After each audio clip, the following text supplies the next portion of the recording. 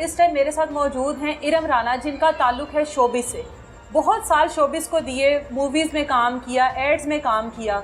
अक्सर हम लोगों ने सुना है कि जितनी भी ख़वातीन जिनका ताल्लुक़ शोबिस से है, या तो उनके घर के मामलात ख़राब हो जाते हैं, उनके घर नहीं बस पाते, या फिर उनकी मुस्तकबिल में कोई ऐसी सामने आ जाती हैं जिसकी वजह से उनकी जो ज़िंदगी है बहुत बुरी तरह से मुतासिर होती है, या फिर वो किसी ऐसे शख्स की जानिब से मार दी जाती हैं जिनके साथ उनके कोई इस तरह के ताल्लुकात होते हैं। अब इरम राना हमारे साथ मौजूद है, इनकी भी सामने आई जो कि वीडियोज़ हैं, और इस तरह की धमकियाँ भी इनको मिली, इनको जान से मार देने की। इनकी फैमिली की भी वीडियोस बनाई गई, अब उनको एडिट किया गया, वो किस तरीके से बनाई गई। शोबिज़ में खातून को क्या क्या कुछ फेस करना पड़ता है, जब कोई भी खातून थिएटर में आती है तो उसको क्या क्या कुछ फेस करना पड़ता है, लोगों की क्या क्या डिमांड्स होती है, किस तरह से एक खातून को अपनी जो पहचान है वो शोबिज़ में बनानी पड़ती है, और उसके लिए कितने पापड़ बेलने पड़ते हैं। इरम राना से ही बात करते हैं। इरम राना, कैसी हैं आप? जी अल्लाह का शुक्र, आप ठीक है जी। कितने साल हो गए शोबिज़ में? मुझे 10 साल हो गए। 10 साल हो गए जी। शादी हुई? जी शादी हुई। बच्चे कितने हैं आपके? मेरे 3। 3 बच्चे हैं जी। शादीशुदा जिंदगी कैसी चल रही? शादीशुदा जिंदगी, जब मेरा बेटा 1.5 साल का था ना, हाँ। मेरे हस्बैंड की डेथ हो गई थी। अच्छा। एक्सीडेंट में। अच्छा जी। उसके बाद मैं शोबिज़ में आ गई। मतलब आप शादी से पहले शोबिज़ नहीं ज्वाइन किया? नहीं, पहले नहीं किया। इसका मतलब फिर आपके अंदर कोई ख्वाहिश तो थी शोबिज़ में आने की? नहीं, ख्वाहिश नहीं थी, लेकिन कहीं ना कहीं काम तो करना ही था ना। तीनों बच्चों जो है छोटे छोटे थे। हाँ। मेरा बेटा 1.5 साल का था, बेटी 1 साल बड़ी थी। अच्छा। तो उनके मुस्तकबिल के लिए कुछ ना कुछ तो करना ही था ना। फैमिली की सपोर्ट नहीं थी? नहीं, अकेली थी? मैं अपने वालिदैन से अकेली। इकलौती है? इकलौती। तो उस वक्त वालिदैन ने मदद नहीं की? मेरे वालिद की भी डेथ हुई। वालिद की भी डेथ हुई हुई है? जी। ठीक है, उसके बाद शोबिज़ को ही क्यों चुना? खातून थी, कोई भी काम कर सकती थी, करनी तो बच्चों की कफालत थी, तो फिर शोबिज़ ही क्यों? जी, मैं हौजरी में काम करती थी। कहाँ पे काम करती थी? स्टार्टिंग में हौजरी में काम अच्छा। करती थी।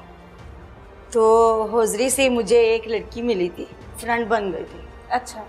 उसने मुझे ये रास्ता दिखाया था। उसका ताल्लुक था कोई शोबिज़? जी बिल्कुल, उसकी ठीक है। सिस्टर का था, लेकिन अब उसकी डेथ हो गई है। अच्छा जी। वो कहते हैं ना, राव खान वाले आप साइड पे हो जाते हैं। जी जी, ऐसा ही वो है। जिसने रास्ता दिखाया वो खुद साइड पर हो गई जी। और आप फंस गई दलदल में। जी, वो तो अल्लाह के पास चले गई। वो तो चली गई ना। ये शोबिज़ आपको नहीं लगता एक दलदल है? दलदल है, लेकिन खुद को खुद बचाना पड़ता है। दलदल से बचाना तो बड़ा मुश्किल हो जाता जी। है। हो जाता है ना? जी बिल्कुल। अच्छा, जब फ्रेंड ने फिर मशवरा दिया शोबिज़ का, तो आपके लिए वो जाहिर है एक नई चीज़ थी।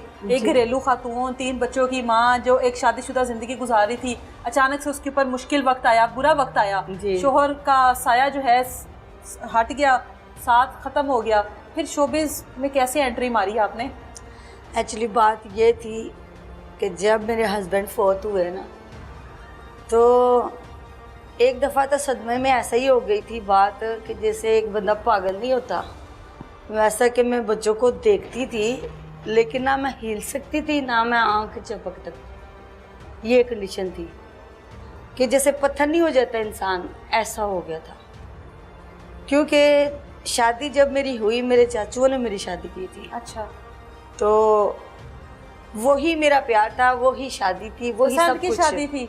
नहीं। अच्छा। मेरे चाचुओं ने की थी। अच्छा। लेकिन जहाँ पे देखो घरेलू फैमिली में से लड़की बाहर निकलती है ना, तो हस्बैंड को सब कुछ समझती है। हाँ। अगर इज्जत वाली है ना, वो सब कुछ समझती है। ऐसा ही है। तो मेरे लिए सब कुछ वही था। अच्छा। ठीक है। उसके बाद छोटे छोटे बच्चे थे, वहाँ पे मेरी शादी फैसलाबाद में हुई। अच्छा। तो तकरीबन 2-3 मंथ लग गए थे मुझे ठीक होने में।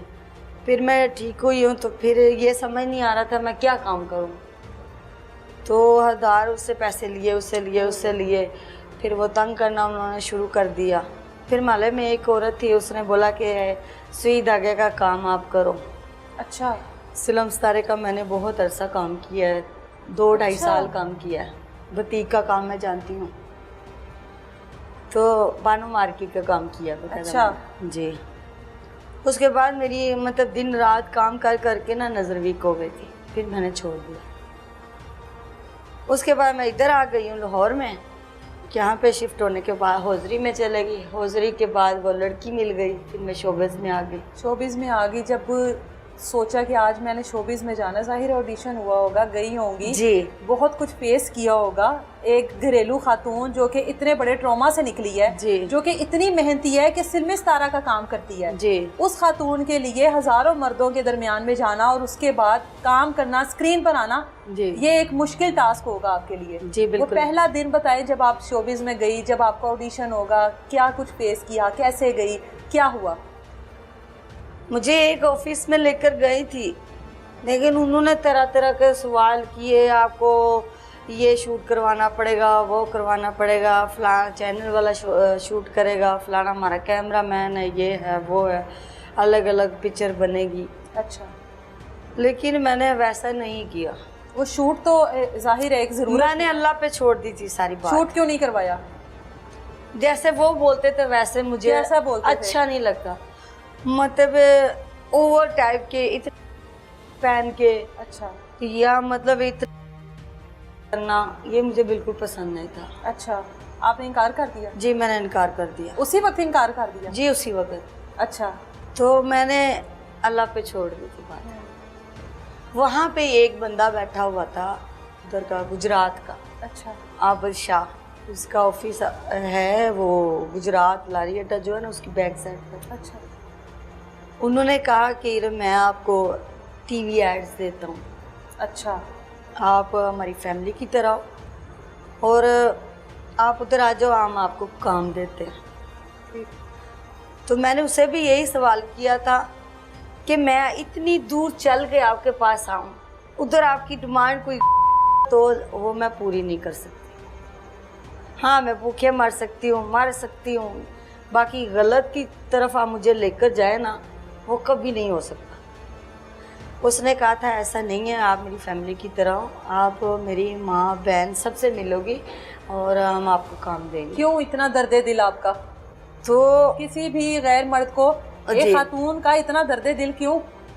ये तो अल्लाह बेहतर जानता है, लेकिन मैं उसके घर गई थी, उसकी फैमिली में गई हूँ, माशाल्लाह उसकी माँ बहुत अच्छी है, अच्छा उसके बच्चे भी बहुत अच्छे हैं। हम वहाँ पे रात रहे थे। अच्छा, बच्चों को साथ लेकर जाती थी आप? नहीं नहीं, अच्छा, दोस्त के साथ ही? दोस्त के साथ ही। अच्छा तो क्या कहते हैं, 3-4 ऐड जो हमने एक दिन किए, 3-4 अगले दिन किए। ऐड भी मिल गए? हाँ ऐड भी उसने अच्छा। मेरे से करवाया, एक क्रीम का अच्छा, और एक फ्लावर का, एक करवाया था। तो आपका एक्सपीरियंस था, बोलना आता था, कर लेती थी? नहीं, उसने मुझे रात जब रोका था ना, तो वो सारी चीज़ें उसी ने मुझे बताई थी अच्छा कि आपने ऐसे ऐसे बोलना है बार बार। वो खुद कैमरा मैन है, एज ए प्रोड्यूसर भी है। अच्छा, तो वो सारी रात उसने मेरा मगज खुद जो है ना दिमाग की खिड़कियां खोली आपकी? हाँ जी। अच्छा, तो समझाया तो मुझे समझ आ गया, तो सुबह हमने काम किया, एक एक टेक में किया। अच्छा जी वो जाहिर है घर की मजबूरियां थी पीछे, जी करना तो पड़ना था। जी। कितने पैसे मिले पहले ऐड के? उसने मुझे एक ऐड का 6,000 दिया था। अच्छा, हाँ। 3 से 4 ऐड कर लिए? जी। बस फिर आपने कहा कि ये तो काम ही बड़ा सही है। जब जब मतलब बाद में भी उसने बुलाया, तब भी मैं उसके ऐड करने के लिए गई। तो फिर आपने इतना टाइम उसी के साथ काम किया? जी काफ़ी अर्सा मैंने उसके साथ काम किया। थिएटर में भी आप गई? थिएटर में मैं गई हूँ। थिएटर का ख्याल कैसे आ गया? थिएटर का ख्याल कैसे आया? मुझे नहीं आया था। दोस्त को ही आया था? नहीं, हाँ। मैं 2 ऑफिस बनाए हुए थे। एक ऑफिस बनाया था मैंने, मतलब डांस टीचर जो था ना मेरा, हाँ, डांस भी सीखा आपने? लड़कियों को नहीं, रिहर्सल लड़कियों को करवाता था। अच्छा, दिन में लड़कियों को होती थी, रात को लड़कों को अच्छा। मतलब देता था क्लास। ठीक है। तो उनकी जो फीस है ना, वो हाफ ऑफ होती थी, ऑफिस का बजट निकाल के ना, बाकी हाफ ऑफ होती। ठीक है।